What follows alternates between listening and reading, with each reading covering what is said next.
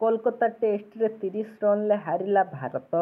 ତେବେ ସୂଚନା ଅନୁସାରେ କୋଲକାତାରେ 2.5 ଦିନର ଲଢ଼େଇ ହାରିଲା ଭାରତ। ଇଡେନ୍ ଗାର୍ଡେନରେ ଅନୁଷ୍ଠିତ ପ୍ରଥମ ଟେଷ୍ଟରେ ଦକ୍ଷିଣ ଆଫ୍ରିକା 30 ରନରେ ଭାରତକୁ ପରାସ୍ତ କରିଛି।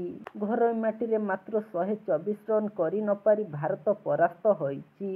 15 ବର୍ଷ ପରେ ଭାରତ ମାଟିରେ ଟେଷ୍ଟ ମ୍ୟାଚ୍ ଜିତିଛି ଦକ୍ଷିଣ ଆଫ୍ରିକା। 2 ମ୍ୟାଚ୍ ବିଶିଷ୍ଟ ସିରିଜରେ ଦକ୍ଷିଣ ଆଫ୍ରିକା 1-0ରେ ଅଗ୍ରଣୀ ହାସଲ କରିଛି। ଭାରତ 124 ରନ୍ର ଲକ୍ଷ୍ୟକୁ ପିଛା କରି 93 ରନ୍ରେ ଅଲ୍ ଆଉଟ୍ ହୋଇଯାଇଛି। ସୁମନ ଗିଲ୍ ଦ୍ୱିତୀୟ ଇନିଂସରେ ବ୍ୟାଟିଂ କରିବାକୁ ଆସି ନଥିଲେ। ୱାଶିଂଟନ ସୁନ୍ଦର ସର୍ବାଧିକ 31 ରନ୍ କରିଥିଲେ।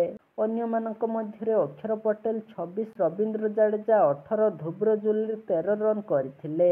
ଅନ୍ୟ ବ୍ୟାଟ୍ସମ୍ୟାନ୍ 2 ଅଙ୍କ ଛୁଇଁ ପାରି ନଥିଲେ। ଭାରତୀୟ ବ୍ୟାଟରଙ୍କ ଶୋଚନୀୟ ପ୍ରଦର୍ଶନକୁ ନେଇ ନୈରାଶ୍ୟ ପ୍ରଦର୍ଶନ ହୋଇଛି।